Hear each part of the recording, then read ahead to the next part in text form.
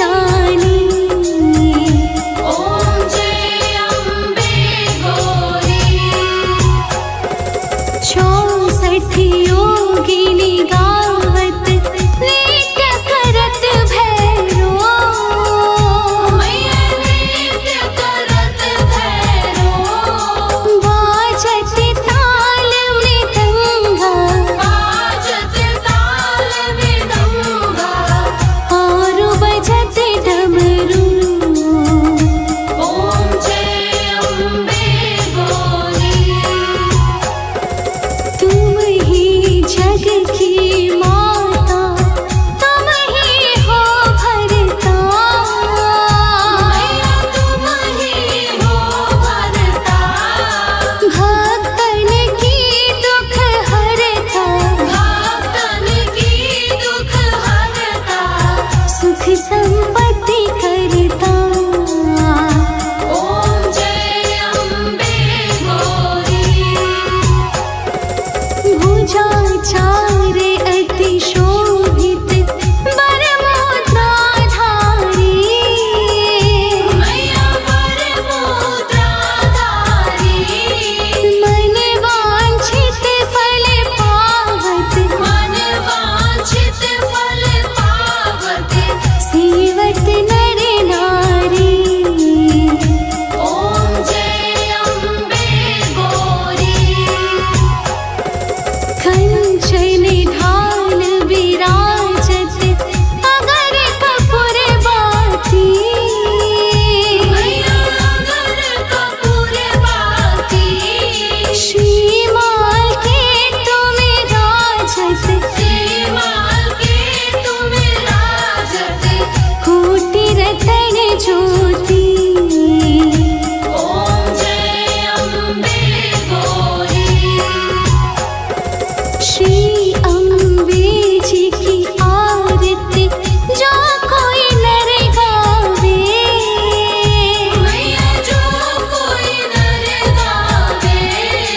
कहत शिवानंद स्वामी, कहते शिवानंद स्वामी। सुख संपत्ति पावे। ओम जय अम्बे गौरी।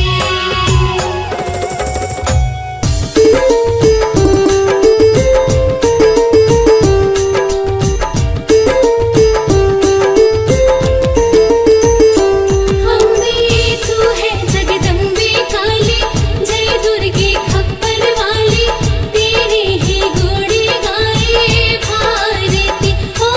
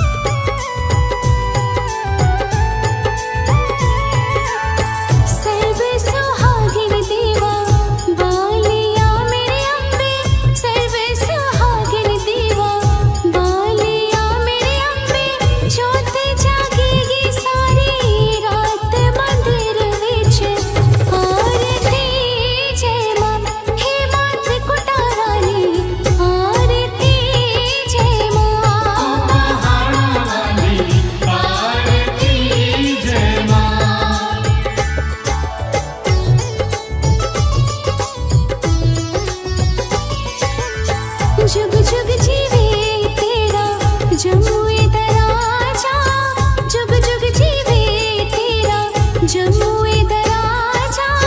जिस तेरा भवन बनाया मंदिर विच, आरती जय मां हे मेरी अम्बे रानी, आरती जय मां। आरती जय मां।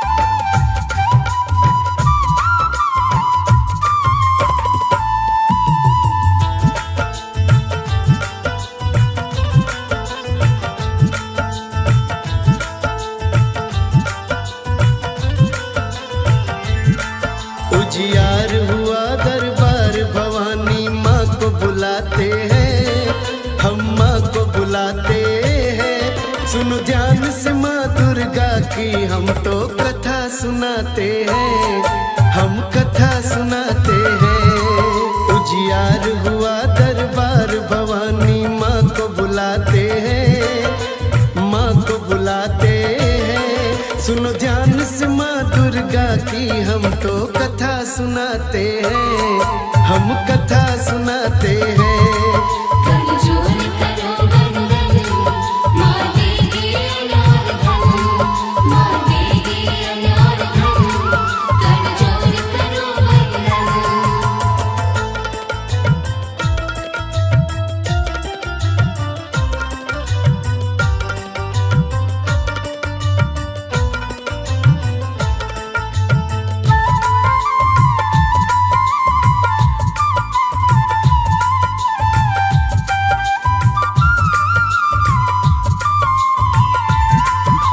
है ये कथा जगदम्ब भवानी दुर्गा का अवतार। एक गांव में सेठ जी रहते थे, उनका था सुखी परिवार। उनकी कोई संतान नहीं थी, थे वो बहुत संपन्न। एक दिन दुर्गा माँ ने दिखाया रात में उनको स्वप्न, बेटी रूप में आऊंगी मैं सेठ तुम्हारे घर।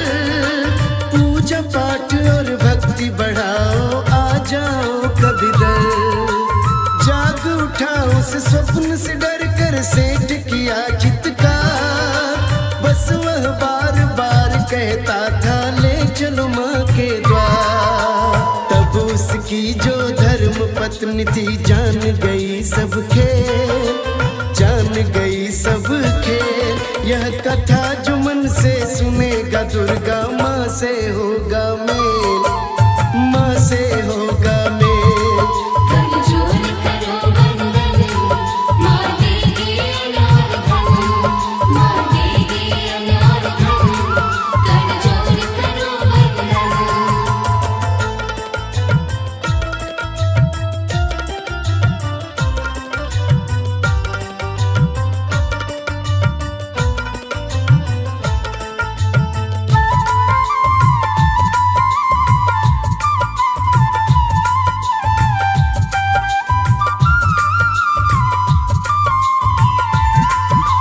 दर्शन करने गया सेठ जब विंध्याचल मंदिर।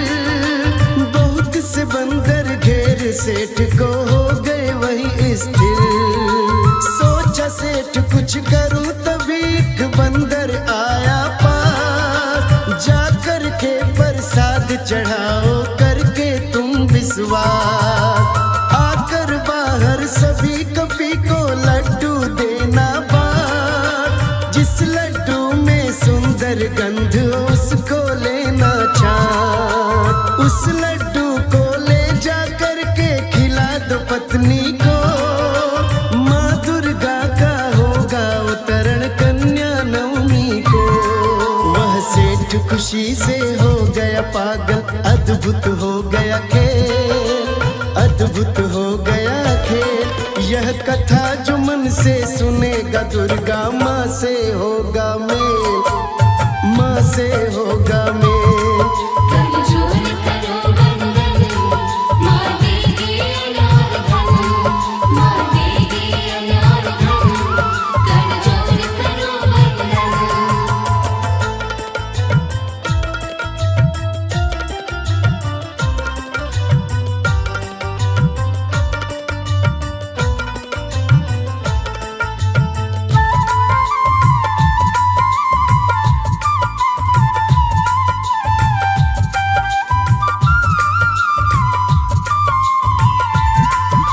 घर में पूजा पाठ त करता ज्योति अखंड जला के। ध्यान मगन में रहता हरदम माँ को घर में पाके। बिजनेस और व्यापार में सेठ का ध्यान नहीं जाता था। माँ की भक्ति से प्रेरित होके योग जाप करता था। भाव भक्ति में सोते जगते बीत गए कुछ दिन। नवरात्र की तिथि में घर घर आई सात बहन। हुई सेठाइन को एक बेटी हुआ सुमंगल। सेठ भक्ति में भावुक करने लगा बखान। माँ का रूप था हृदय में अंकित, धुल गई मन की मैं, धुल गई मन की मैं। यह कृपा जो मन से सुनेगा, दुर्गा माँ से होगा मेल, दुर्गा माँ से होगा मेल। कर जोर करो वंदन, माँ देगी अनार धन, माँ देगी अनार धन। कर जोर करो वंदन।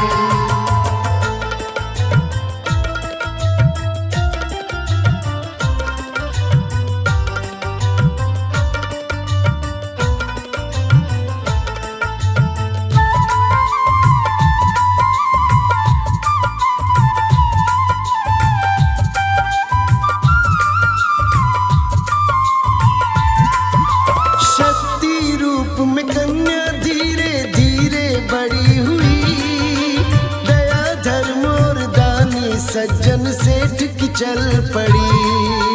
घर में सुख समृद्धि बढ़ी और वैभव सेठ कमान। माँ दुर्गा की कृपा हुई तो सेठ की बढ़ गई शान। घर में नौकर चाकर लग गए, बन गई महल अटारी।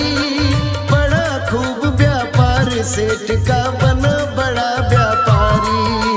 बड़ी हुई कन्या सेठ की कुष्मांडा था नाम। करने लगी वह चमत्कार, सब देख हुए हैरान। आखिर एक दिन हुआ कुछ ऐसा, हुई कन्या गुस्से, हुई कन्या गुस्से। यह कथा जो मन से सुनेगा, दुर्गा माँ से होगा मेल, माँ से होगा मेल। कर जोर करो वंदन, माँ देगी अनार धन, माँ देगी अनार धन। कर जोर करो वंदन।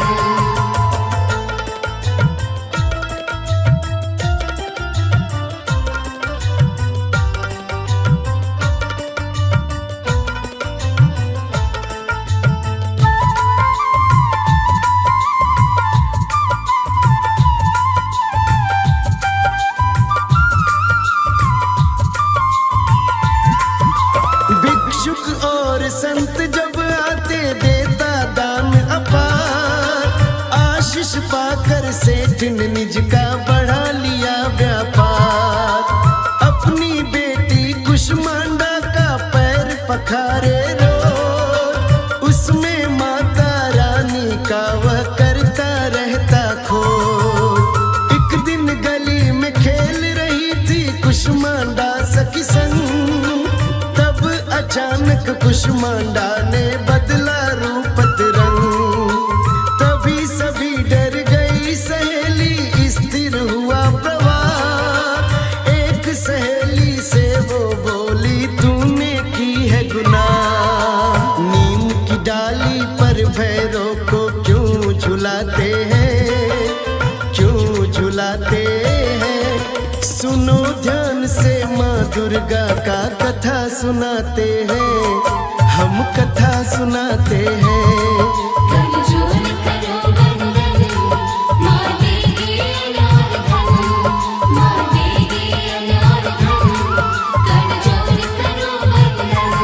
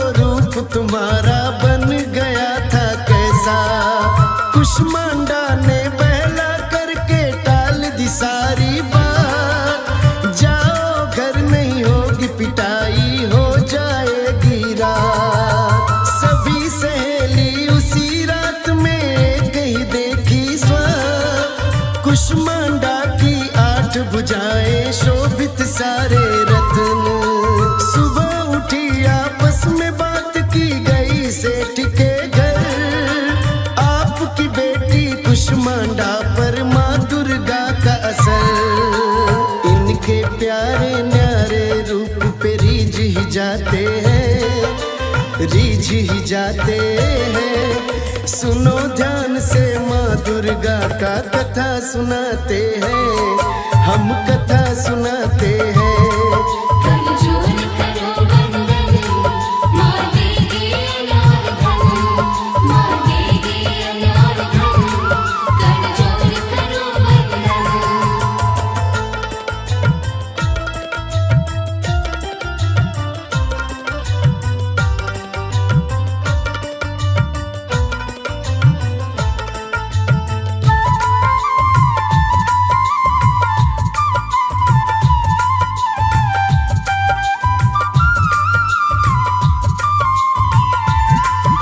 सुन कर के मुस्काई आई कुष्मांडा की माँ, अवसर पाकर सभी सहेली करने लगी गुणगान। जय जयकार हुआ जब द्वार पे जला आरती था, कुष्मांडा को पाकर हो गया सारा नगर निहाल।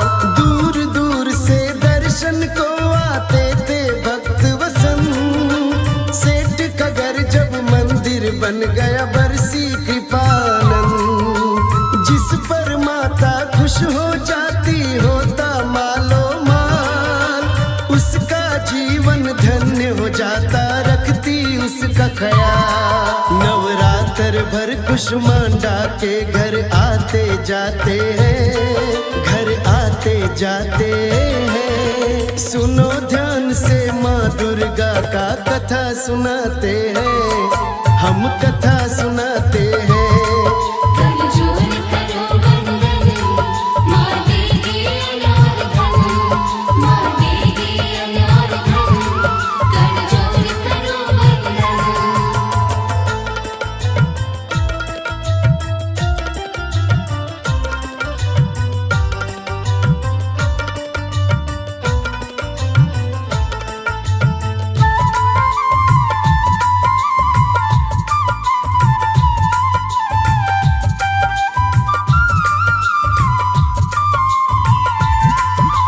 उसी समय से सारी दुनिया जान गई माँ को, कुष्मांडा का काज मनोहर मान गई माँ को।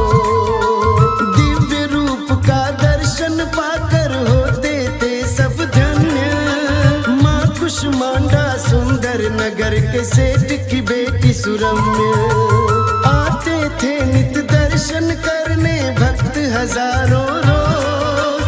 दुनिया के सारे विषयों को दूर करे कर खोज। माया से माया का जब भी हुआ है भक्तों में, सृष्टि की अद्भुत रचना सब माँ का ही है खेल। नारायण अपने जगत के कार्य माँ से कराते हैं, माँ से कराते हैं। सुनो ध्यान से माँ दुर्गा का कथा सुनाते हैं, हम कथा सुनाते हैं।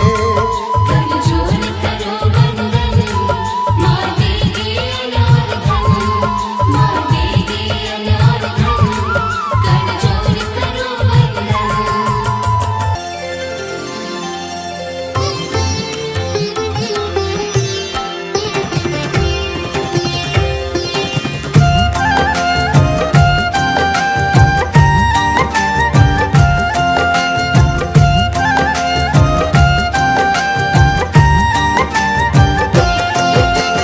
नव दुर्गा नव रूप में आती है हर साल, अष्टभुजा संग शंख चक्र अद्भुत रूप विशाल। सुंदर वर्ण है जगदम्बा, अम्बा काली नाम। सुफल सुमंगल है माती, करती है कल्याण। नव दिन व नवरात में खुल जाता 10 द्वार, तीनों लोक 14 भुवन से करती देव पुकार। जगदम्बा जगदम्बिका करो मनोरथ पूर्ण, जो भी विनती करता है, रहता नहीं अपूर्ण। जय दुर्गा महारानी, महिमा जगत बखानी, महिमा जगत बखानी।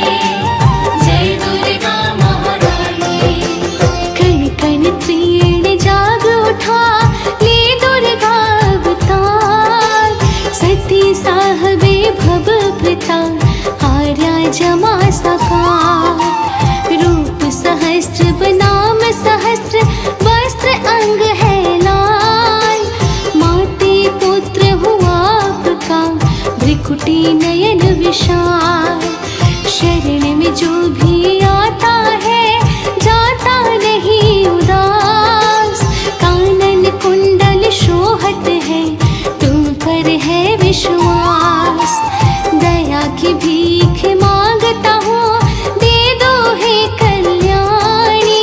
तेरी कृपा पार है, भक्तों को करती धनी। जय दुर्गा महारानी, महिमा जगत बखानी, महिमा जगत बखानी। जय दुर्गा महारानी।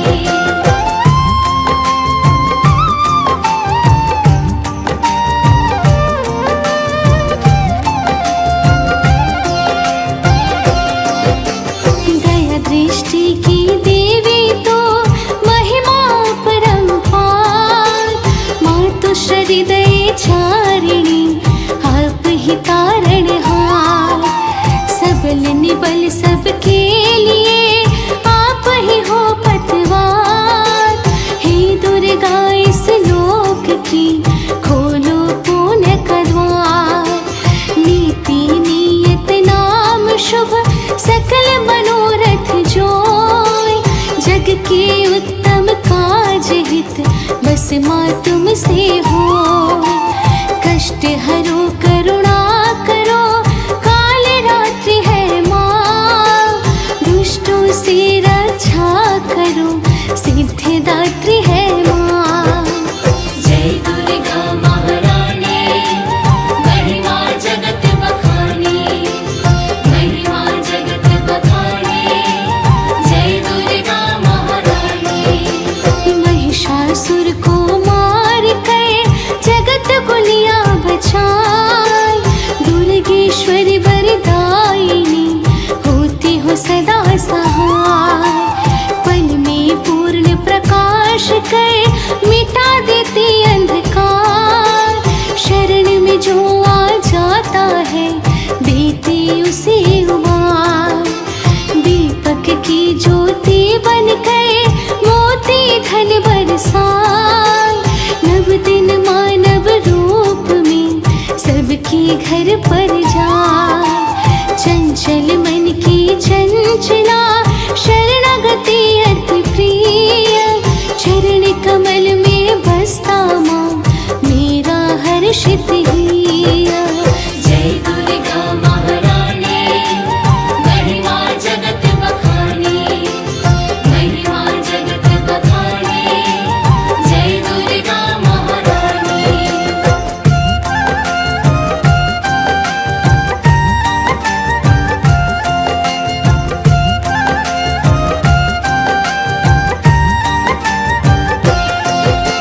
सदा सहाय होत है, ज्योत जगावत माँ। कण कण तृण तृण में बसती, हर घर आवत माँ। जननी जन्म कृतारथ कर, घर लो सारा पाप। अंग अंग पर लालिमा, अद्भुत तेरा ताप। प्रभुताई की चाह में, राह निहारे भक्त। हे माता कात्यायनी, आओ हो के विराट। मस्तक में बुद्धि भरते, हरते मन के विकार। नाम जपन माँ हृदय से, जगदम्बा का पुकार। जय दुर्गा महारानी, महिमा जगत बखानी, महिमा जगत बखानी। जय दुर्गा महारानी। परम सुधा रस पाकर, के गाकर माँ तेरा गीत, अंतर मन से पुकार करूं लगा के तुझसे प्रीत। विमल पुकारे पून से कह देना मेरी बात, माँ मैं बाहर बैठा हूँ रख दो सर पर हाथ। जब जब जगत में पाप बढ़ा आए बन कर काल, मूरत में सूरत सुंदर देख के हो निहाल। दिव्य धाम में बसती हो कर देती सब काज, बस एक बार में सुन लेती माँ जब करूँ आवाज। जय दुर्गा महारानी महिमा जगत बखानी, महिमा जगत बखानी, जय दुर्गा महारानी।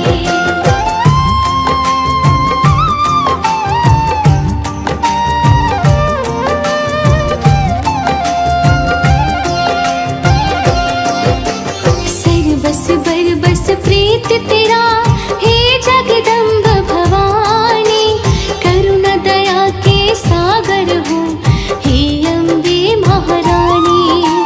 सब कुछ तेरे नाम से होता माते सुफल, हे महारानी दया करो तुझसे सुंदर कर।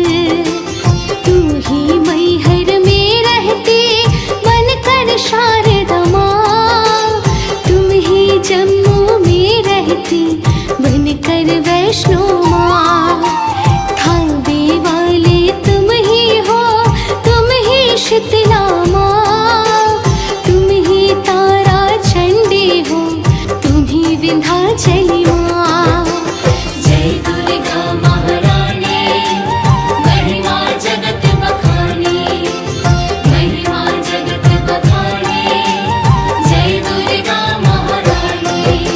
संतन की हितकारी हो प्यारा तेरा प्रभाव, कहीं नहीं कुछ हो गलती माते यही है चाह। पुष्पों की माला से मैं करता नित श्रृंगार, अगर कपूर व चंदन से करता माँ सत्कार। मधुर मनोहर मूरत में सूरत सुंदर होय, हे महतारी न्यारी तू करुणा विगलित जोय। संकट में तुझको जपो पल में करती दूर, प्रभुताए की आस माँ जीव को लगा जरूर। जय दुर्गा महारानी महिमा जगत बखानी,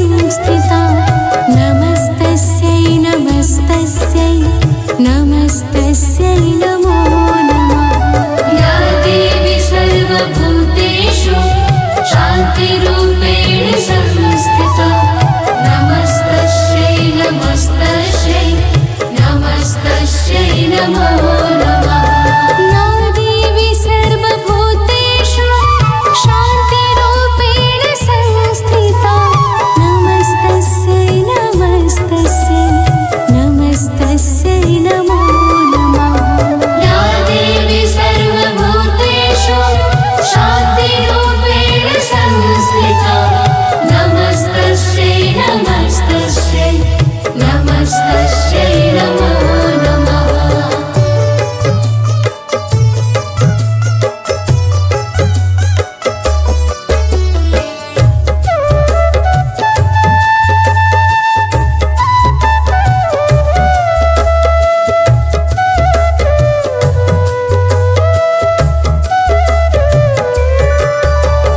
या देवी सर्वभूतेषु जातिरूपेण संस्थिता नमस्तस्यै नमस्तस्यै नमस्तस्यै नमो नमः या देवी सर्वभूतेषु जातिरूपेण संस्थिता नमस्तस्यै नमस्तस्यै नमस्तस्यै नमो नमः या देवी सर्वभूतेषु जातिरूपेण संस्थिता नमस्तस्यै नमस्तस्यै नमस्तस्यै नमो नमः या देवी सर्वभूतेषु जातिरूपेण संस्थिता नमस्तस्यै नमस्तस्यै नमस्तस्यै नमो नमः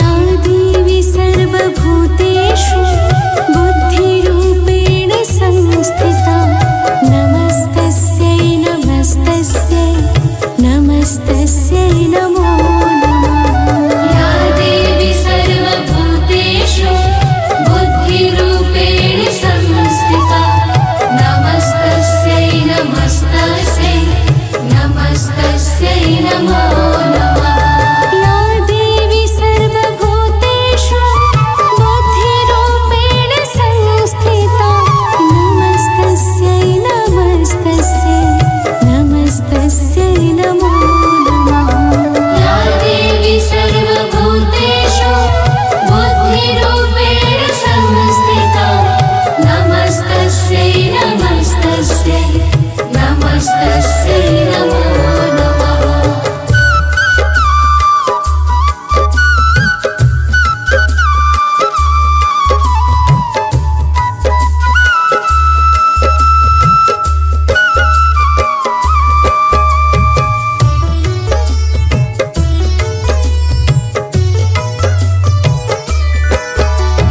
या देवी सर्वभूतेषु